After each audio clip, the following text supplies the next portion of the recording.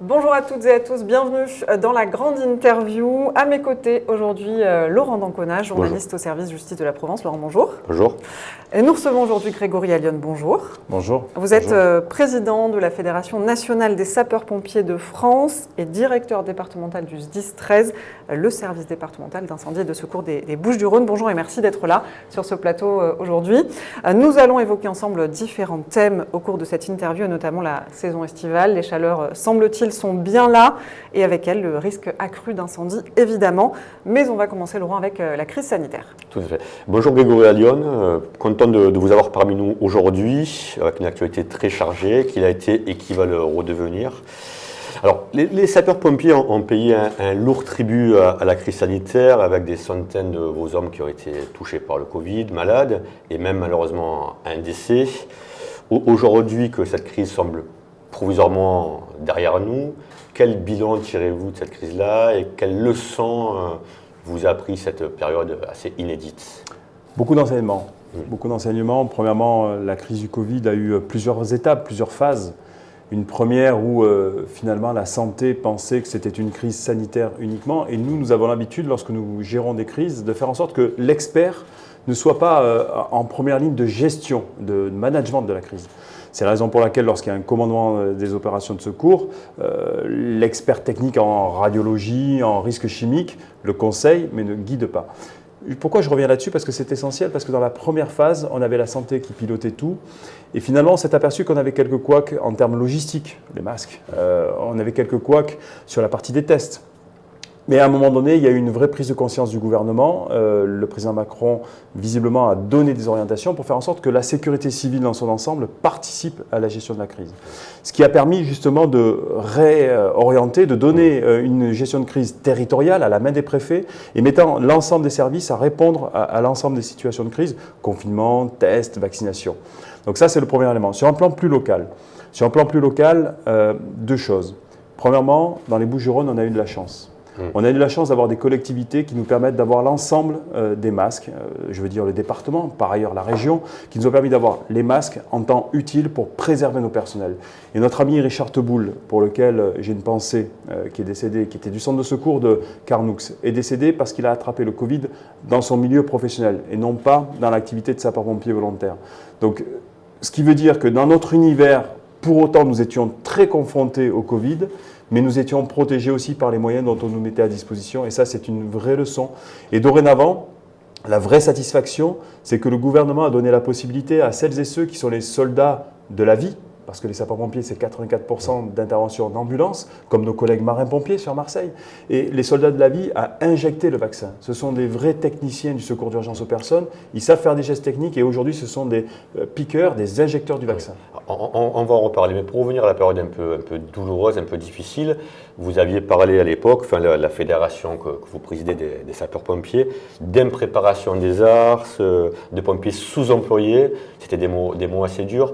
Vous pensez qu'avec du recul, ce coup de gueule, il était légitime et il a permis de faire avancer les choses? Ah oui, je l'estime. J'en suis convaincu. Après, lorsqu'on remet en cause un système, ce ne sont pas les gens qui le servent. C'est la difficulté que l'on a dans notre pays où, dès l'instant où on parle de l'institution, les gens se sentent directement visés. Je sais que sur nos opérations de secours, parfois on a des retours d'expérience à faire, on doit performer, comme on dit, on doit améliorer le système. Avec le DGARS dans notre département, dans notre région, ça s'est passé de main dans la main. Mais ça ne veut pas dire, parce qu'on s'entend bien, qu'on fait des choses ensemble, que le schéma n'est pas perfectible. Et c'est notre coup de gueule, comme vous avez dit, au mois de juillet, en disant effectivement qu'il y avait une gestion de crise à améliorer. Le gouvernement, visiblement, a entendu. Et aujourd'hui, dans la PPL Matras, nous nous reviendrons certainement, il est dit clairement que le ministère de l'Intérieur est le ministère de la gestion des crises. Pourquoi? Parce que les préfets dans les départements ont la capacité de mettre tous les services, ils le font au quotidien, et ils ont la capacité de mettre tous les services, toutes les compétences, toutes les connaissances au bénéfice de l'analyse de la situation et les orientations à prendre pour y répondre. Alors, le SDIS a participé très activement à la campagne de vaccination. Est-ce que vous avez des moments de doute parce que c'était une logistique extrêmement importante. Vous étiez sûr d'y arriver et qu'est-ce qu'il y a des choses encore à améliorer dans une telle situation de crise? On a toujours des moments de doute. quand vous gérez des affaires comme la situation de crise que nous avons vécue, comme les situations que nous vivons au quotidien. Au niveau des chiffres, c'est combien de personnes qui ont été vaccinées par le SDIS-13 dans le département? Aujourd'hui, on est à plus de 100 000 personnes vaccinées. Nous avons fêté la 100 millionième personne la semaine dernière, donc c'est un vrai fait. Nous participons pour presque quasiment 10% de l'effort national de la vaccination, donc c'est un élément important. Je sais que nous sommes dans une période électorale, etc., mais pour autant, le département des Bouches-du-Rhône a été le premier à monter une cellule vaccination en décembre. Nous étions le DGS, sur la volonté de la présidente, à nous réunir régulièrement pour anticiper la préparation de la vaccination. On a monté toute la chaîne logistique en relation avec l'ARS, avec l'IHU de la Timone, avec l'amiral Augier. Tout était calé pour assumer ce train logistique. Derrière, tout était calé pour faire en sorte que nos médecins, nos infirmiers, nos correspondants des infirmiers et médecins libéraux soient en connexion pour assumer le vélodrome et assumer le vaccinodrome de Coudouce. Le vélodrome avec les marins-pompiers de Marseille également. Exactement. Et la ville qui a largement participé. Exactement. Donc il y a eu une connexion de l'ensemble des énergies pour faire en sorte que ça réussisse, et tout cela a été anticipé au mois de décembre parce qu'il y avait une vraie volonté politique de faire en sorte que l'on retrouve la vie normale. Et pour nous, la vie normale, c'est important. Le directeur du SDIS, comment raisonne-t-il ? La vie normale, c'est un retour à la vie sociale, la vie culturelle, la vie sportive et la vie économique. La vie économique, c'est ce que vous appelez, dans le jargon économique, le produit intérieur brut. C'est de la richesse, ce sont des impôts, et à la fin du mois, c'est ce qui me permet de faire fonctionner et l'ensemble des personnels et l'ensemble des matériels. Au niveau de la vaccination, dans votre corporation, en janvier, on était autour des 30%, ce qui était quand même plutôt assez bas. Où en est-on ? Il y a eu une petite bémol, une petite appréhension chez vous, paradoxalement, de se faire vacciner ?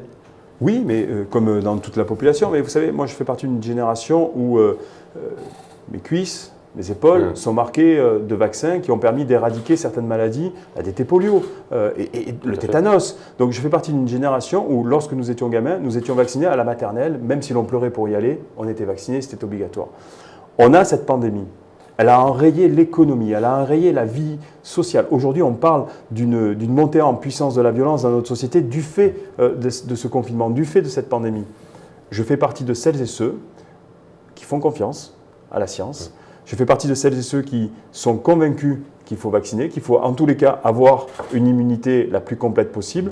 J'essaie de convaincre mes personnels, j'essaie de convaincre la population, et c'est la raison pour laquelle nous mettons toute l'énergie nécessaire sur cet acte qui nous permettra, je l'espère, d'avoir une vie normale et surtout d'anticiper la 4e vague. Et vos personnels ont été convaincus à quel niveau on en est au SDIS de vaccination ? On est à on avoisine les 40% des effectifs. D'accord. Il y a eu également un petit cafouillage avec un de vos hommes qui a eu des effets secondaires assez importants sur l'AstraZeneca, et vous avez stoppé la vaccination AstraZeneca avant même que l'État le fasse lui-même pour les gens de moins de 55 ans. Est-ce que ça n'a pas été un peu précipité, votre décision ? Est-ce que ça ne vous a pas été reproché ? Je vais vous poser une question. Est-ce que vous me posez la même question lorsque je mets en sécurité des personnels sur un feu ?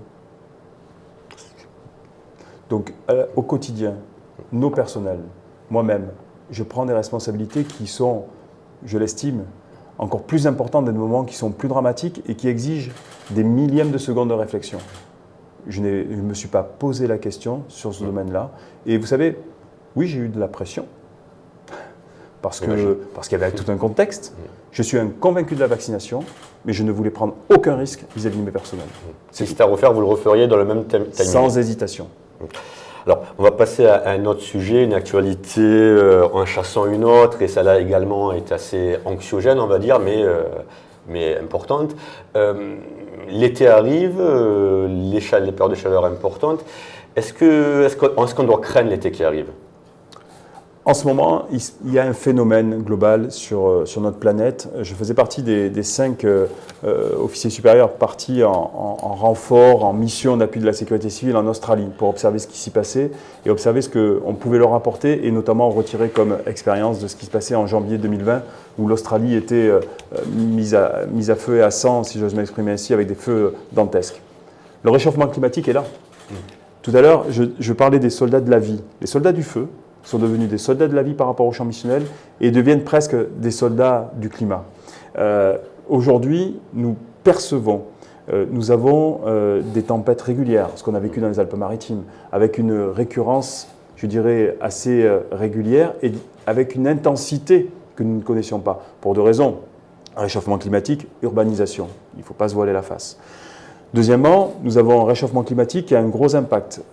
L'an dernier, en Bourgogne-Franche-Comté, le département de la Nièvre, tout le monde se dit, mais pourquoi nous cite-t-il ? En septembre, au mois de septembre, dans le département de la Nièvre, on mettait du dispositif préventif pour faire en sorte que, comme dans les Bouches-du-Rhône l'été, on puisse réagir sur les moindres départs de feu. Dans le département de la Nièvre, tous les bords de route étaient brûlés à cause des mégots de cigarettes. Est-ce normal ? Non. Dans le département de la Nièvre, il y a un autre phénomène, comme dans le Jura avec la pyrale du buis, c'est que vous avez des parasites qui, compte tenu de la sécheresse et compte tenu de la chaleur, se développent plus facilement dans un environnement, dans une flore qui est en faiblesse. Donc avec des massifs forestiers qui deviennent tout secs. Donc oui, on est de plus en plus dans un moment où l'ensemble du territoire est concerné par les feux de forêt. Il y a un impact majeur. C'est que notre pays est préparé à faire face aux feux de forêt en pensant que le feu est dans les Landes de Gascogne et sur l'arc méditerranéen. Ce qui veut dire que la solidarité nationale pouvait jouer. Dorénavant, la solidarité nationale peut de moins en moins jouer parce que l'ensemble du territoire est concerné. Donc une contrainte sur les personnels et une contrainte sur les matériels, et je veux parler des avions bombardiers d'eau. Et non, pour venir à la saison qui vient, il a pas mal plu ces dernières semaines. Est-ce que c'est pas plutôt rassurant ? C'est rassurant pour les 15 prochains jours, mais en Provence, il y a du vent. En Provence, il y a 30 degrés à l'ombre logiquement tout l'été. Donc ça veut dire qu'il va falloir qu'on fasse très attention parce que les départs de feu seront là. Et je le dis, je parle du mégot de cigarettes chaque année. C'est notre principale difficulté. D'accord. On ne peut pas collectivement lutter contre celui qui voudra mettre le feu. C'est les forces de l'ordre et la justice qui doivent faire son travail. Et on a confiance et on coopère et on collabore avec eux pour faire en sorte de les arrêter au plus vite.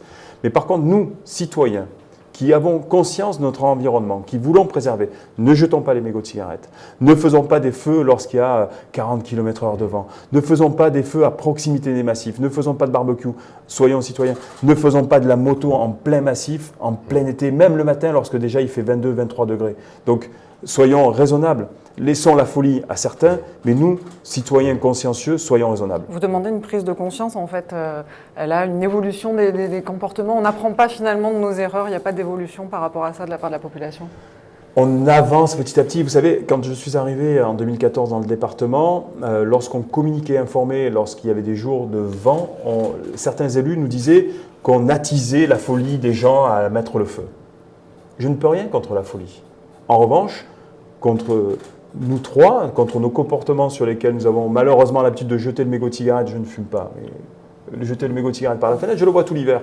L'été, pourquoi ça changerait ? Donc c'est cette prise de conscience qu'il faut avoir. Et on travaille beaucoup sur la jeunesse. Avec le département, nous avons investi les collèges, nous sommes sur les gestes et comportements qui sauvent, nous apprenons les gestes qui sauvent par rapport au massage cardiaque, mais nous apprenons aussi la conduite à tenir dans notre environnement pour le préserver. Alors, en 2020, vous avez poussé un autre coup de gueule sur l'arrêt des trackers.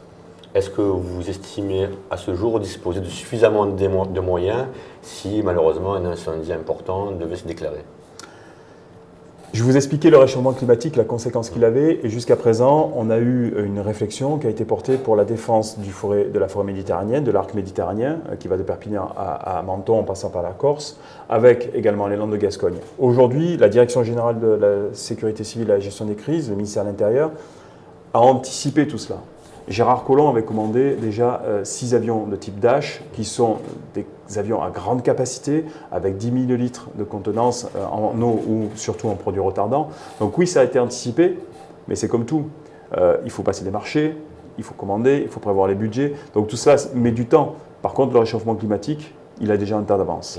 Donc on est obligé forcément d'avoir des moyens palliatifs. Et typiquement, l'État cet été demande au département des Bouches-du-Rhône de solliciter le bulldozer du conseil départemental qui a été acquis il y a 3 ans pour faire en sorte qu'avec les camions des sapeurs-pompiers des Bouches-du-Rhône, du Var, de Vaucluse et du Gard, nous formions ce qu'on appelle des détachements d'intervention retardants pour compenser l'action des trackers, voire même, encore mieux, pouvoir travailler la nuit. Donc ce sont des compléments qui ne se voient pas parce que le commun de nos concitoyens ne le voit pas en l'air, mais en tous les cas, l'État a prépositionné des moyens complémentaires et loue également des hélicoptères bombardiers lourds, qui est vraiment une innovation. Donc aujourd'hui, oui, on a commencé à mettre des systèmes palliatifs en attendant que tout puisse arriver à terme, notamment sur la commande des avions Dash. En passant de cette crise du Covid qui a vraiment mobilisé les énergies, à l'été qui arrive qui va mobiliser les énergies à un niveau égal, vous ne craignez pas que vos hommes soient épuisés, à bout, certains même demander des primes, ce qu'on peut légitimement entendre?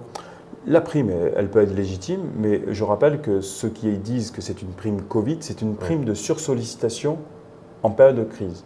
Les sapeurs-pompiers ont une activité qui a diminué de 40% pendant la période de la prime Covid. Donc on n'allait pas faire un effort sur la sursollicitation. En revanche, le département des Bouches-du-Rhône a permis de mettre 2 millions d'euros pour faire en sorte qu'il y ait la prime de feu qui soit augmentée. Donc c'était une autre compensation. Mais celle-là, la compensation, j'ai l'habitude de dire, nourriture avalée n'a plus de goût, donc certains préfèrent parler de ce qui n'est pas arrivé. Pour autant, oui, on a été confrontés depuis plus d'1 an et demi à une pandémie. Mais nous tous avons été confrontés à cette pandémie. Et moi, j'ai une pensée émue pour celles et ceux qui travaillaient en salle de réa, qui eux étaient sursollicités, qui eux ont travaillé avec des moyens, je dirais, limités par moment. On les voyait récupérer les masques. On a fourni des masques par ailleurs dans certains centres hospitaliers. Donc oui, j'ai une pensée émue pour tous ces personnels qui sont mobilisés, pour nos pompiers, et notamment nos pompiers volontaires et pompiers professionnels, qui se sont mobilisés jour et nuit. Bien sûr qu'il y a de la fatigue, mais on doit prendre soin de nos personnels, on doit faire en sorte qu'on puisse être sur le tableau de la vaccination, être sur le tableau des feux de forêt, sachant que les feux de forêt, ce sera notre priorité. On a déjà anticipé la possibilité éventuellement de fermer le centre ou d'adapter les horaires. Ça, c'est le premier point. Deuxième point, je parlais de solidarité nationale tout à l'heure sur les feux de forêt. La solidarité nationale va jouer aussi sur la vaccination. C'est-à-dire que le préfet des Bouches-du-Rhône, en liaison avec le ministère de l'Intérieur, a déjà anticipé la possibilité de faire descendre des colonnes de renfort telles qu'on les connaît pour les feux de forêt, mais a également prévu la capacité de faire descendre des avions avec des personnels médicaux, infirmiers et des sapeurs-pompiers formés à l'injection de vaccins. Donc tout est anticipé. Maintenant, si jamais on devait être mis à mal, on aura des capacités d'injecter du personnel et de la ressource humaine. Il y a quand même parfois une forme de crise de confiance dans votre profession avec des pompiers qui se plaignent de, je cite, d'être passés de soldat du feu à taxi, en disant que les opérations de secours monopolisaient leur activité au détriment de leur activité de départ, qui est par exemple de combattre le feu. Comment on peut arriver, comment l'évolution de ce métier-là peut arriver à ne pas désespérer des gens qui n'ont pas fait cette profession justement pour ne faire que du secours à la personne? Je dirais qu'ils ont complètement raison. Aujourd'hui, notre système de réponse à l'urgence est basé sur des fondements qui datent de 1986, ce qu'on appelle la loi AMU, la l'aide médicale d'urgence. À l'époque, cette loi était nécessaire. Dans tous nos territoires, nous avions des sapeurs-pompiers qui n'étaient pas au niveau de technicité que l'on connaît, ni au niveau matériel que l'on connaît aujourd'hui. Il y avait des médecins de partout, mais qui n'étaient pas formés à l'urgence. On avait des hôpitaux quasiment de partout, mais qui n'avaient pas les moyens techniques dont on dispose aujourd'hui. Et aujourd'hui, on a une situation qui est totalement différente, avec des moyens techniques chez les sapeurs-pompiers, des moyens humains conséquents, des hôpitaux qui sont hospitalo-centrés avec des centres très techniques, mais plutôt dans les centres urbains, qui ont quasiment déserté la vallée alpine, la vallée pyrénéenne, ou même le centre de la France, même quelques endroits. Des médecins, on parle de désertification médicale, c'est pas moi qui le dis. Vous avez également un paramètre à prendre en compte, c'est le vieillissement de la population, et notamment l'accompagnement de nos anciens à domicile le plus longtemps possible. Tout ça a un impact. Tout ça a un impact avec un mode de fonctionnement des années 80. Donc, ce qui veut dire qu'on sursollicite les sapeurs-pompiers et on englue les SAS des urgences. Nous, ce que l'on préconise à la Fédération nationale, mais comme beaucoup, l'Assemblée des départements de France préconise cela, l'Association des régions de France, tous les élus à l'Assemblée nationale, tous les élus au Sénat, ils sont sensibles, puisqu'il y a certains élus qui ont signé une tribune appelant le 112. Le 112, c'est le principe du 112. Vous demandez inlassablement la création des numéros d'appel d'urgence, le 112. Le 112, cette plateforme dont on appelle nos voeux, c'est de faire en sorte que tout le monde puisse travailler ensemble, bleu, blanc et rouge. Force de sécurité, force de médicale qui aide à la réponse urgente et sapeurs-pompiers. Pour répondre à la véritable urgence, et lorsque ça ne l'est pas, de transférer cet appel-là sur 2 volets. Premièrement, le service d'accès aux soins, le SAS, appelé par Mme Buzyn, permettant justement d'offrir à la médecine libérale, que ce soit nos médecins, nos infirmiers ou tout autre, les pharmaciens, pour permettre justement de recevoir votre gamin qui a besoin peut-être de 2 points. Est-ce qu'il y a besoin d'aller aux urgences pour 2 points? Est-ce qu'il y a besoin d'aller aux urgences pour un mal de tête? Probablement. Il y a une régulation qui doit se jouer, mais il y a aussi un service d'accès aux soins qui doit ouvrir. Et un autre volet aussi, c'est le sujet du taxi. C'est le sujet de l'aspect social. On a le 115 qui aujourd'hui est peu connu, mais nous avons la possibilité, lorsque ça arrive, de déférer cet appel-là sur le 115 et faire en sorte qu'on puisse transférer un certain nombre d'opérations qui ne sont pas de notre ressort. Je vous explique, je discute très souvent avec des pompiers, quels qu'ils soient, sur tout le territoire national. Et dans nos casernes, forcément, dans les Bouches-du-Rhône, de fait. Les sapeurs-pompiers, quels qu'ils soient, vous disent, vous savez, moi, la personne âgée qui tombe du lit à 4 h du matin, ça ne me dérange pas d'y aller, d'être sollicité. On va la relever. Si on l'a fait une fois, c'est normal. On doit accompagner le territoire. Par contre, si on l'a fait 3 fois dans la semaine, c'est qu'il y a un problème de système et de réponse. Et ils ont totalement raison.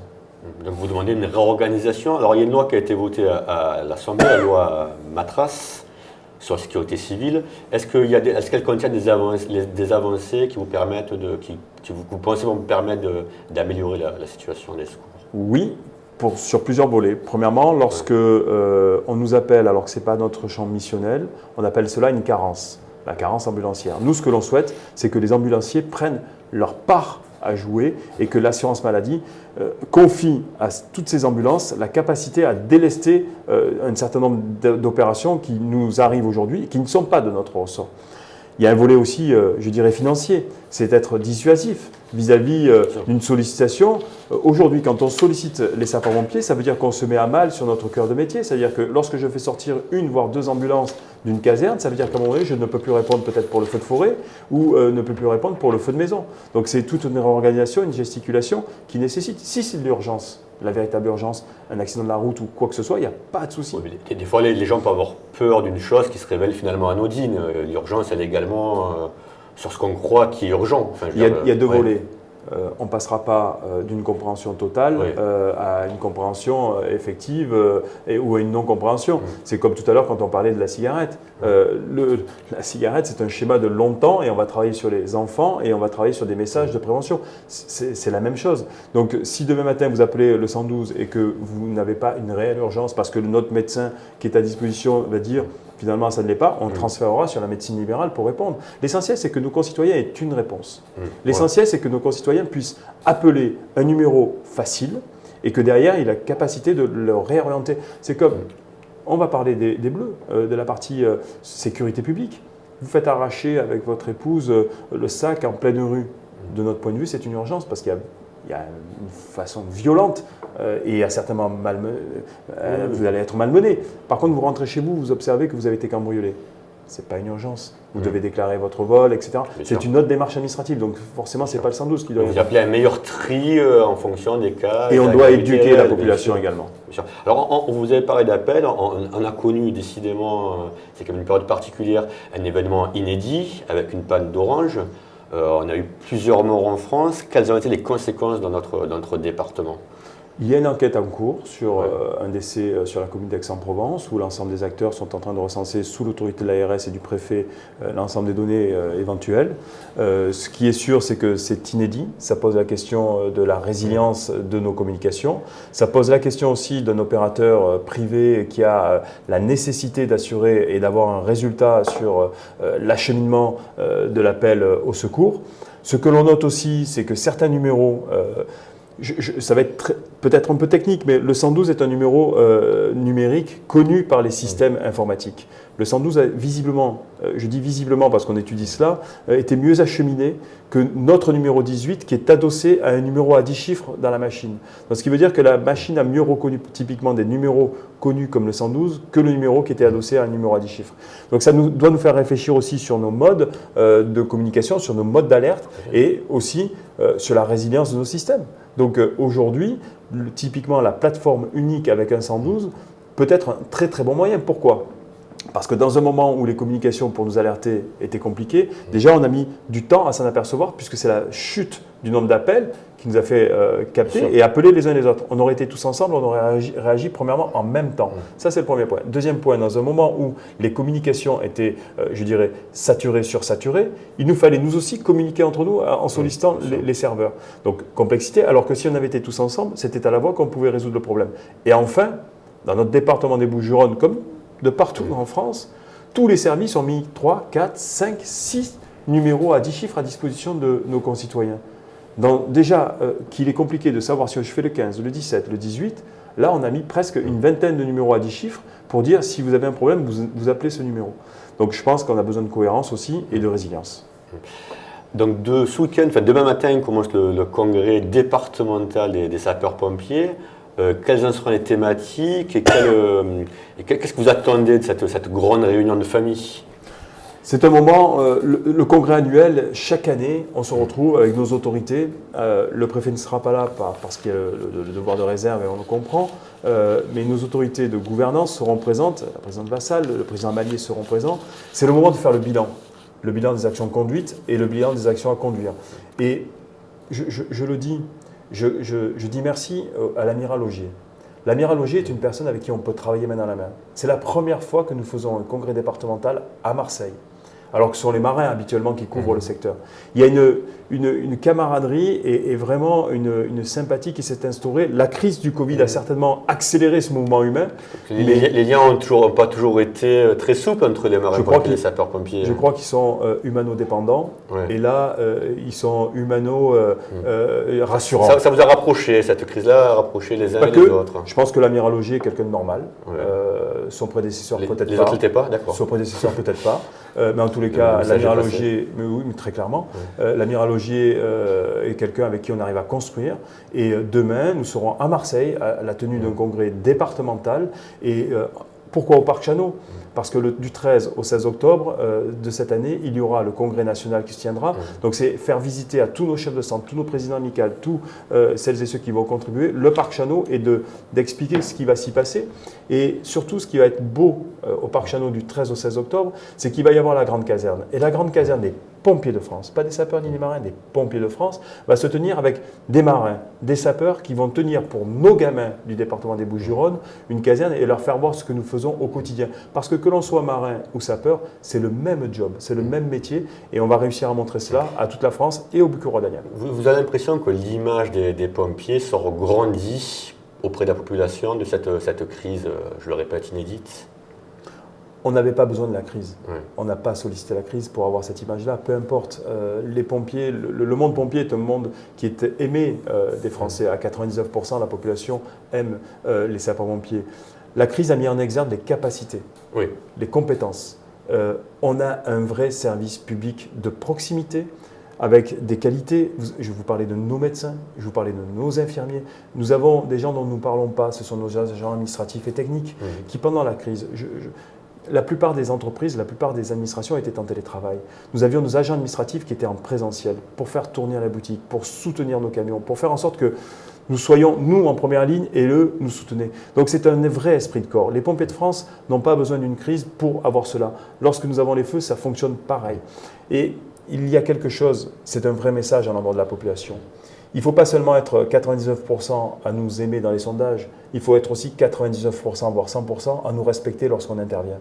Évitez de nous jeter des cailloux, évitez de nous malmener, de nous parler mal lorsqu'on intervient pour vous sauver, pour venir vous préserver. C'est un vrai message à l'endroit de la population parce que quand on pose la question, est-ce que vous aimez les pompiers? Oui, je les aime, mais lorsqu'on arrive dans certains quartiers ou lorsqu'on arrive dans une difficulté conjugale ou lorsque l'enfant est dépressif, etc., on se fait malmener, on se fait taper dessus. Donc respectez-nous et vous verrez, la mission sera encore mieux assurée.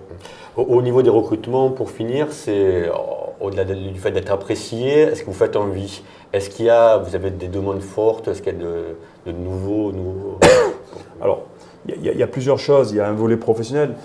Le département a permis de recruter 120 pompiers professionnels. Chose inédite lors des 3 dernières années de compléter les effectifs pompiers professionnels. Donc il y a des gamins qui passent les concours. Notre département porte le prochain concours de pompiers professionnels typiquement dans notre département et dans d'autres départements de la zone entre Menton et Perpignan. Donc on fait cet effort-là pour permettre à nos jeunes de réussir ce concours-là et de les accompagner à venir rejoindre nos unités. Mais il y a aussi l'aspect du volontariat. On a besoin de sapeurs-pompiers volontaires. Vous en manquez? Ça va plus loin que ça. On a besoin de sapeurs-pompiers volontaires parce que par endroit, il en manque, d'une part, mais parce que c'est un engagement citoyen. Dans un moment où on dit il faut être solidaires les uns les autres, dans un moment où on dit il faut s'accompagner et finalement aider notre voisin, venez chez nous. Vous apprendrez ce qu'est la solidarité, vous apprendrez ce qu'est l'esprit d'équipe et vous contribuerez à une mission de service public qui, de notre point de vue, est assez noble. On en arrive au terme, messieurs, de cette grande interview. Merci à vous, merci Grégory Allione d'avoir répondu à notre invitation. Merci à vous de l'avoir suivi et à très bientôt. Merci.